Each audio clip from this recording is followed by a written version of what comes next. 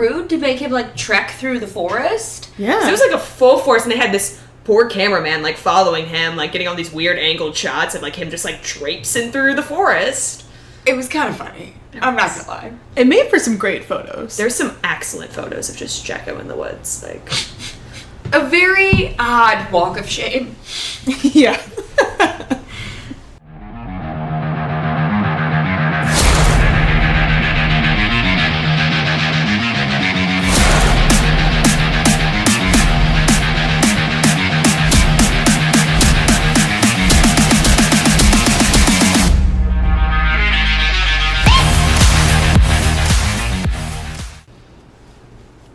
Hey everyone, and welcome back to The Grid. We are doing episode 17 on the Canadian GP this weekend. What? Which the gals again spent at an F1 bar here in Chicago. Sure did. We didn't have to wake up really early. It's a beautiful day out. The bar was packed. We said this before, a lot of F1 fans here in Chicago. Made a couple new friends. Had an overall great time. Vibes were immaculate. It hurts a little bit to wear this hat today. I was like, were the vibes immaculate if you were a McLaren fan? No, I think, I can't get too lucky, right? Like, we met some really great new friends, but sad day for my boys. Sad day for my boys. It was a good bonding moment.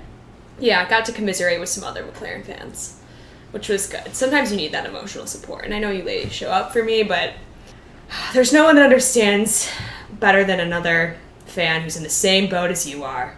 I mean, it's a little hard for us to understand when our teams are on the podium. Okay, I don't even want to. I didn't say it. I kept a straight face. I know. I was waiting for you to jump in there. But. No, it's my life goal to make Jack, like, Verstappen, just the tiniest bit. No. So I'm trying not to rub it in her face I refuse. too much. We made a friend. There was one guy that came over and sat with us because he was there by himself.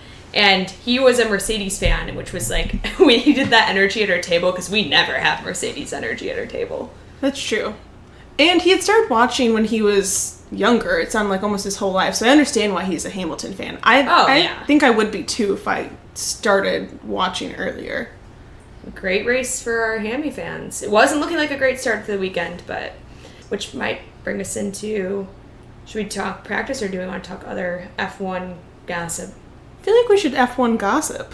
XOXO, F1 gossip. What are the people saying this week? What's the word? What's the drama on the grid these days? The hot goss around the paddock. What's the tea? Need the tea. We'll need to come up with a trendy F1 tea time name. Yeah, you mean all the stuff we're live workshopping now isn't really doing it for you? We can circle back to that. Oh my god. Anytime someone says circle back, I'm just automatically triggered. Yeah. That and the Teams, Microsoft Teams sound. Yeah. Oh, just and triggers me. Outlook, when you get an email, that sound will haunt me for the rest of my life. I need to change it. I wonder if you can. I need to just throw my laptop out the window and go off the grid and never receive another email again. Well, I'm glad you're back on this grid. Okay, yes. Back to the paddock. There has been some spicy news lately. Yeah, I feel like on the topic of Hamilton, this week the FIA said it would investigate porpoising. And for those of you who aren't totally sure what porpoising is, you can check out our last episode where we break it down for you. But in the meantime, KP, what's the skinny on Hammy? So it's not just Hamilton experiencing porpoising, right? Like, I know Gasly's spoken out about it as well, but what has people a little up in arms is the fact that, and granted this is coming from a Red Bull fan, so with a grain of salt, of course, but to fix porpoising, you can just raise your car, so then your car's going to go slower, so now everyone's kind of outraged that they're going to make regulations based on how high your car needs to be off the ground. Well, is everybody going to be outraged, or is Christian Horner outraged? Well, the people that have made a good car and don't have porpoising issues. Fair point, Mary, fair point. Well, they spoke about it. They cornered him on the pit wall in practice, and they were asking him his thoughts on it. And, you know, similar to what you were saying, he basically said it's a decision that's up to the teams. He doesn't think the FIA should be involved at this point. which was interesting because they responded basically saying, you know, Christian, you've always been such an advocate for driver health and safety. Why does that stop now? And so they were giving him, they were ribbing him a bit on that one. Yeah, he should be able to defend his position. They were asking him about the cost cap, too. And basically said, doesn't your logic apply to the cost cap? Isn't the team budget up to the teams? Why should the FIA step in? To which he said there are external factors beyond his control. Inflation being the primary one, but... Right. It'll be interesting to see if the FAA actually does make a regulation for all of the cars on the grid to fix this issue just for the teams that are experiencing it.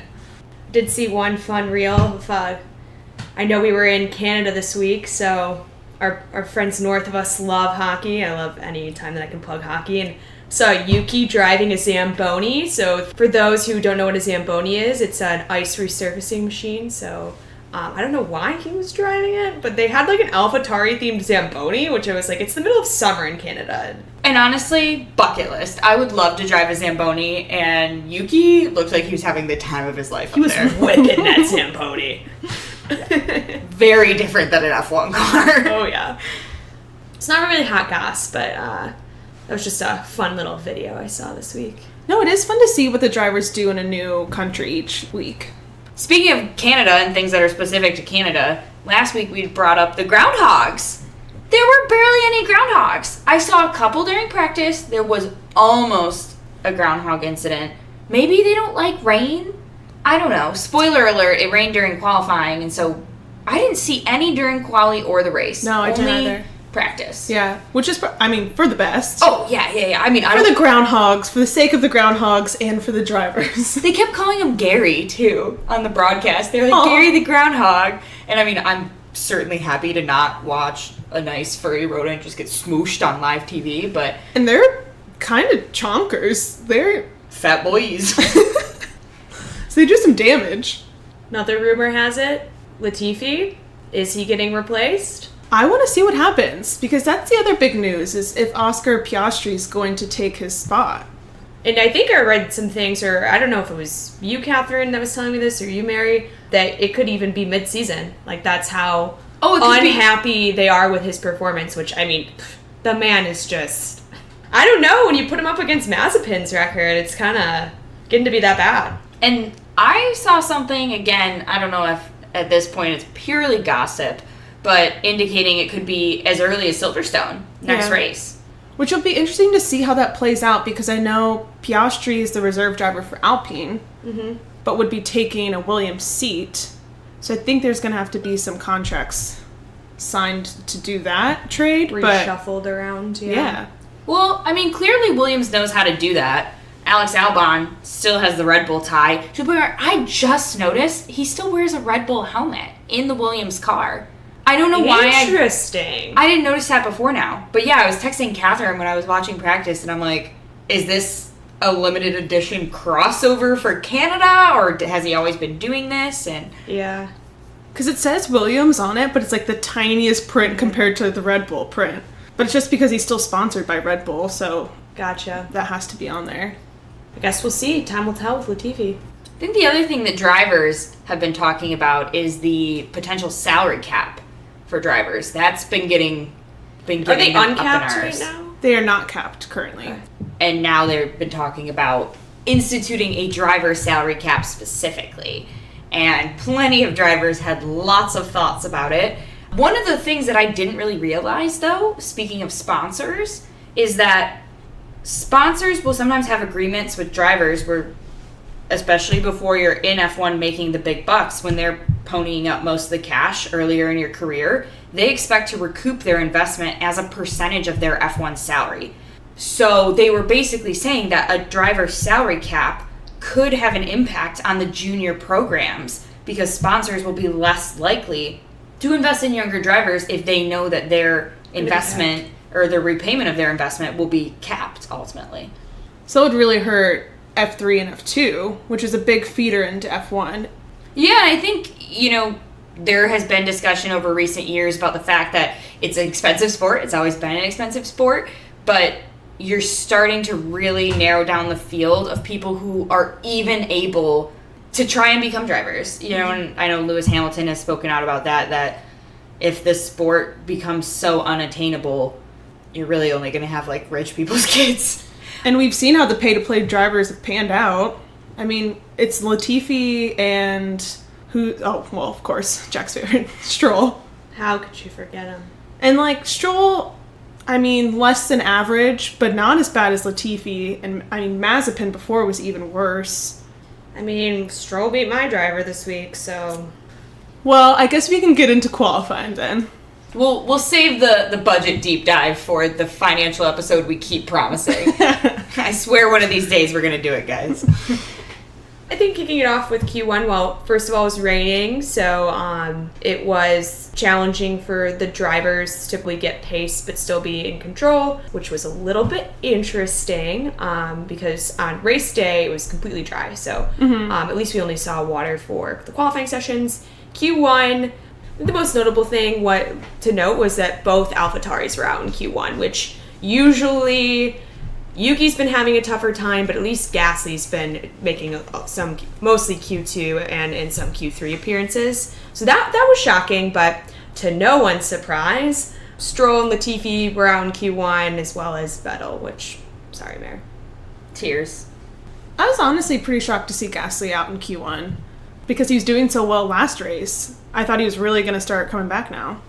I did too. I thought that was the performance that we all knew that Pierre could do, and just hasn't been, there's car troubles or he hasn't been showing up really in that way. So yeah, shocking that he seemed to have such a good race in Baku and hasn't really carried that momentum forward.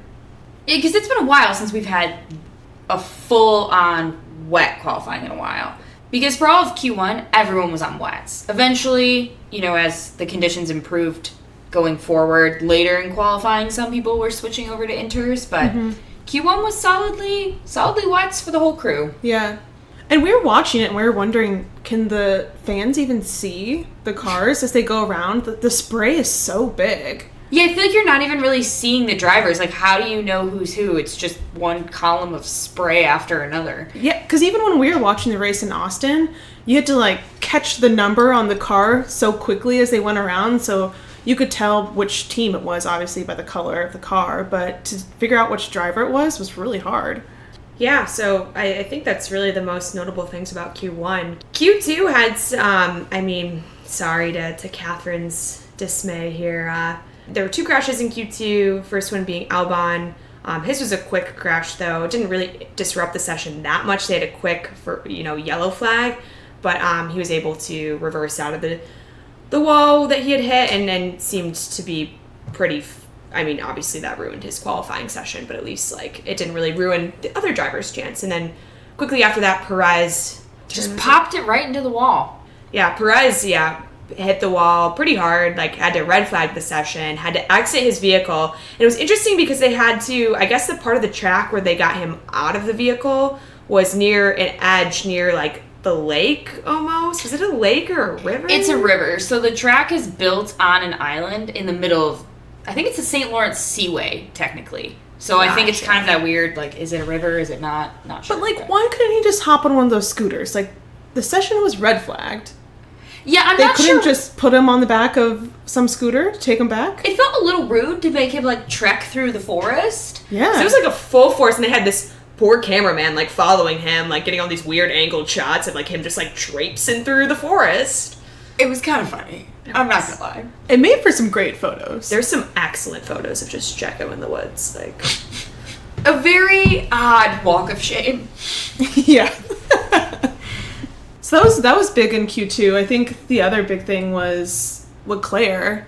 And we knew that he was going to start back at the grid on race day. It makes sense. He stopped doing fast laps because there's no point really, but... Yeah, they basically just got enough data, to where they understood the performance and the conditions, but knowing you're starting back at the grid, didn't put him back out, trying to avoid any further issues. But yeah, the power unit penalty was decided to take it here in Canada.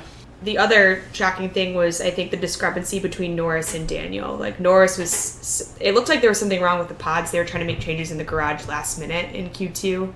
But, yeah, it was shocking to see him get out in Q2 and Daniel make it on to Q3. what I was reading after qualifying was that he had a sensor issue. So I don't know what that means for him while he's driving, but I think that might be what caused it for him. So hopefully it wasn't another Mercedes power unit issue. Yeah, they can't afford to have another problem.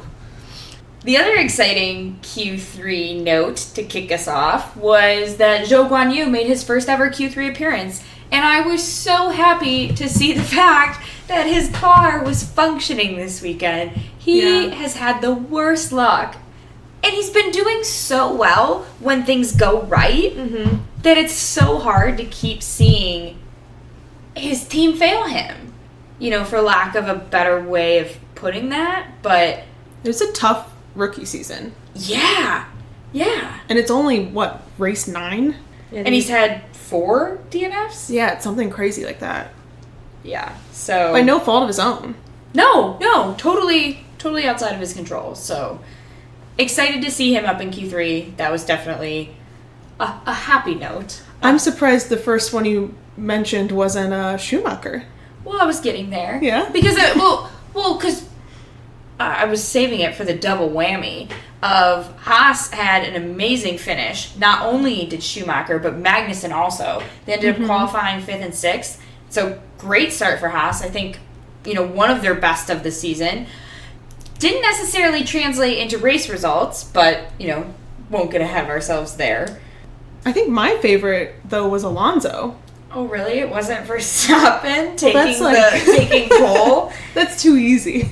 Fair. It was fun. It was fun to see Alonso. Yeah. I mean, he was back in rare form. No, I feel like he's been good all season, but has either had a car issue or he's had some other technical issues. Yeah, but he hasn't been on the front row in hasn't been on the front long row. time. I Yeah. mean, they said, I forget what the stat was, but it was from 2018, I believe. Something like that. And it was cute because even Verstappen basically was excited to be sharing the front row with Alonso. Yeah, because they're kind of buddies. Well, and he was like, I grew up watching him. Yeah. So I still, definitely respect him as a driver, and to be able to share the front row with him is special. Yeah. Which was nice. The other interesting thing, since we're channeling some Mercedes energy this weekend, Hamilton out-qualifying Russell by a decent amount. Right. There was quite a big gap between the two of them.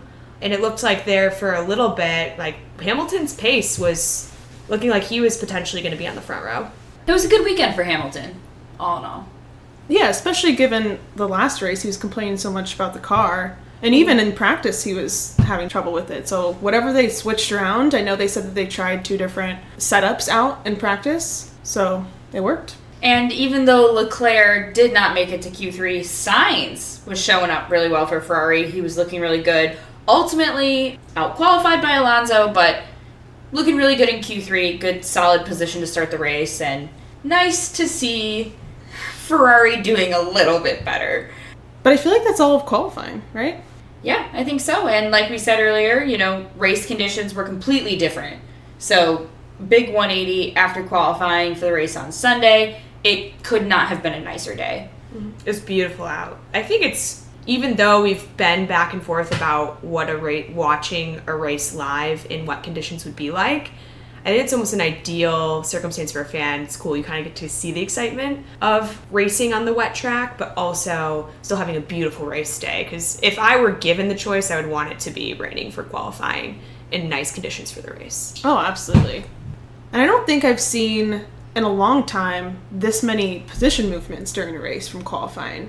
I feel like this had the largest variations. Mm-hmm. Yeah, and I think the difference in the track really contributes to that. It's so different. Mm-hmm. Anytime you get wet weather in qualifying and then you have a dry race, And I don't know what it was about this track. I feel like all the drivers were complaining about their tires. Yeah, tire degradation. That was a big theme of the race weekend. Should we run through the order? Yeah.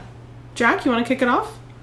All right, so recapping the race results. We had 3 DNFs, the first one being Sergio Perez for Red Bull, the second one being Mick Schumacher for Haas, and the third one being Yuki Tsunoda for AlphaTauri.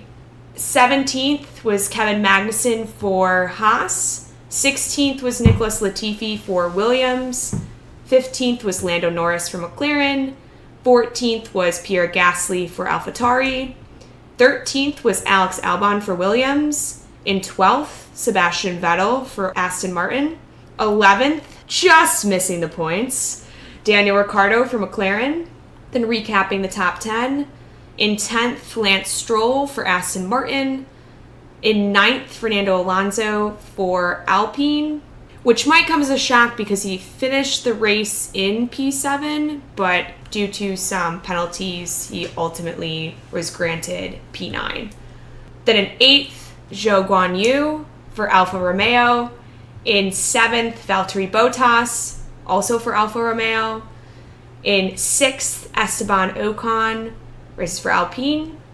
In 5th, Charles Leclerc for Ferrari. In 4th, George Russell for Mercedes, and that keeping up his streak there of only having P5 or higher finishes for the season. Mr. Consistency. I mean, consistency is key in this sport, so he's doing a great job there. And our podium finishes: in 3rd, Lewis Hamilton for Mercedes, back on the podium, second podium of the season. In 2nd, we have Carlos Sainz for Ferrari, and then our race winner, Max Verstappen for Red Bull.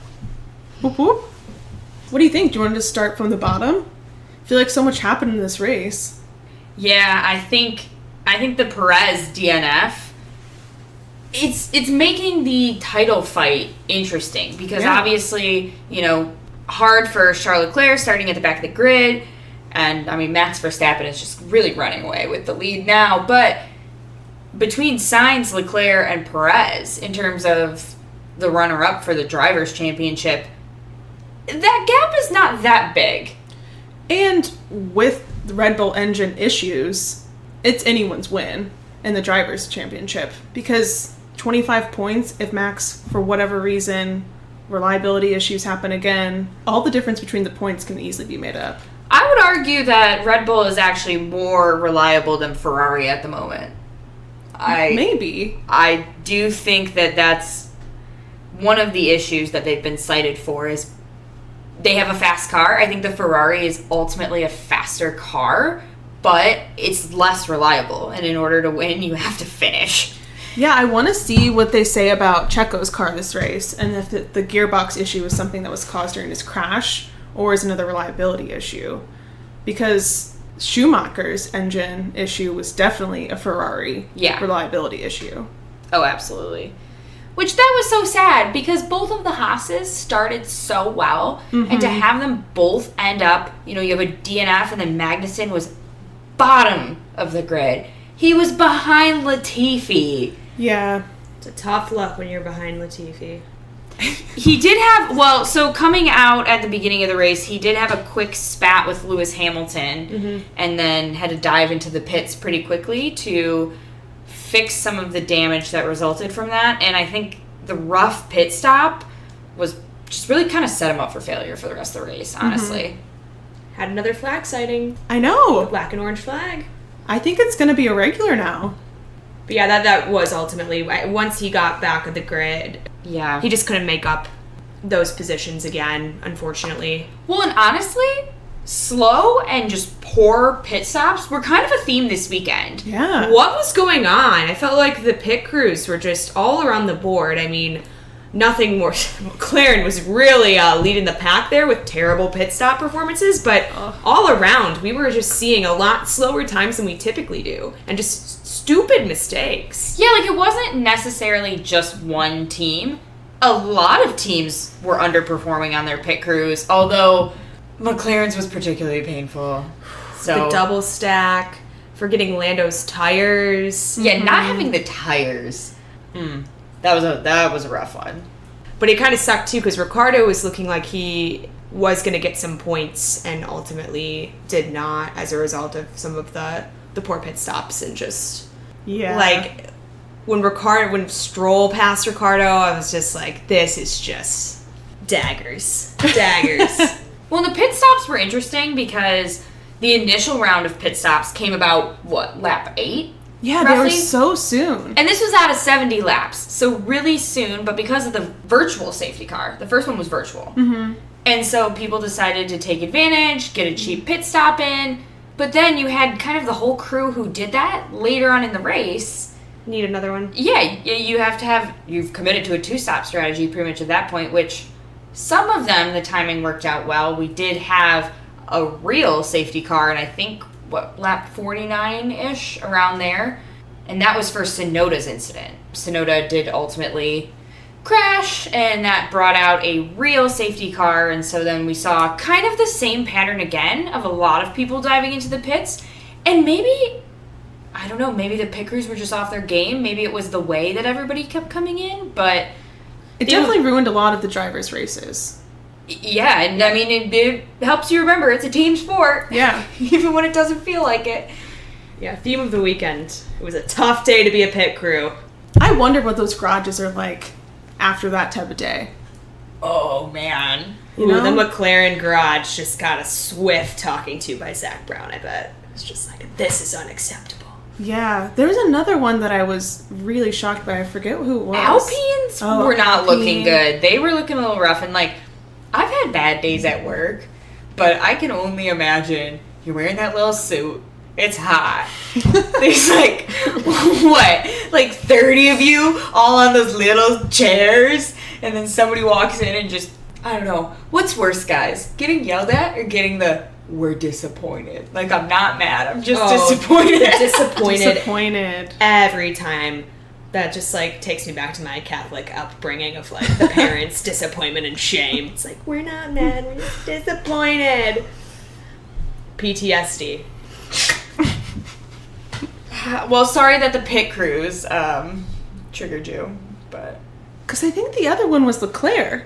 Leclerc had a really long pit stop. yeah, and I mean, Leclerc, knowing he was starting back at the grid, I think he had a phenomenal race, and Yeah. he was Absolutely. It was really impressive. Getting 20th to 5th, that's insane. yeah, and he crawled all the way back up the grid. He was actually voted driver of the day, but they certainly didn't help him out. Right. Like, those slow stops, I mean, there was one point where he, I think, lost, like 5 positions after a pit?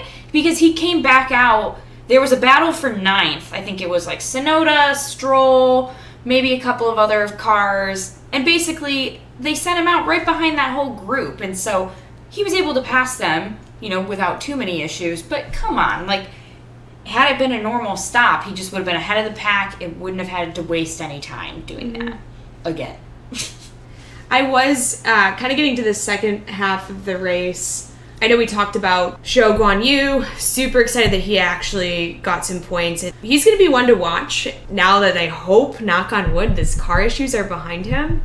The other one was I was hoping at the end there we were seeing potentially some pace, and when it came down to the last couple laps of Sainz looking like he was going to make a play to pass Verstappen, which, you know me, love my man Carlos Sainz, so I was all for it.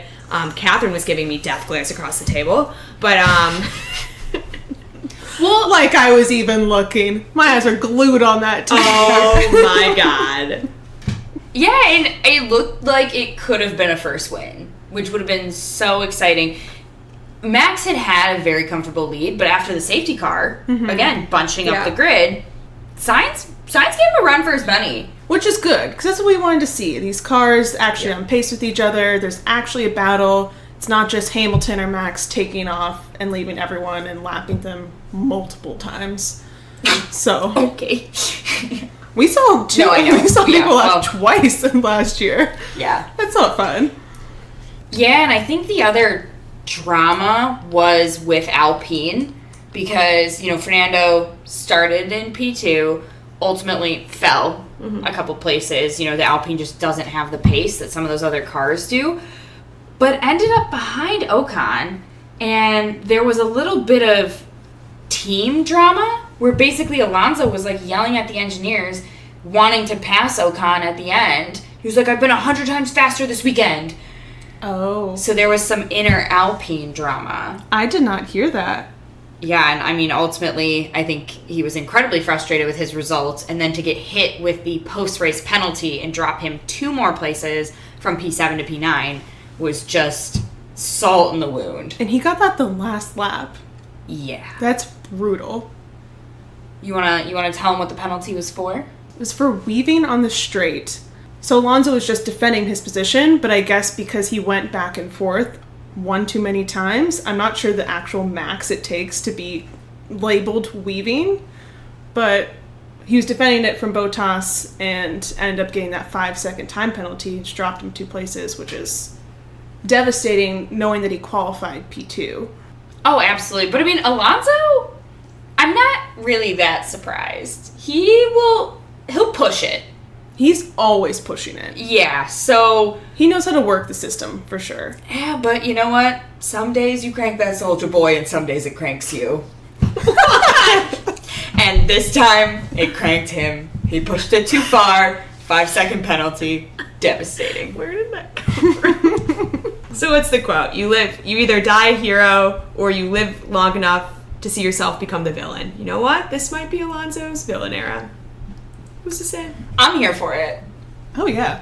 Makes for good drama. He's keeping it interesting on the track. But I think that's everything that happened in the race of note. Yeah, I agree. I think it was good to be back in Canada. They hadn't been there since 2019 due to COVID. It was a beautiful track. Gorgeous views of the skyline. It was fun to watch, aesthetically speaking. Yeah. Great fan turnout. Something like over 300,000 fans there for the weekend, which is just insane. Pretty great. Thank you so much for listening. We hope that you enjoyed the Canadian Grand Prix just as much as we did. There are still a couple of races left this season that are at a decent time for us North American fans. So if you're based here in Chicago and you want to come to a race watch, hit us up on our socials. We'd love to meet up. If you have anything else that you'd like to hear us talk about or just want to connect in general, you can visit our website at gridgals.com, email us at gridgals@gmail.com, or visit our page for a link to all of our socials. And that's the checkered flag for this session. We'll see you back here on the grid next week.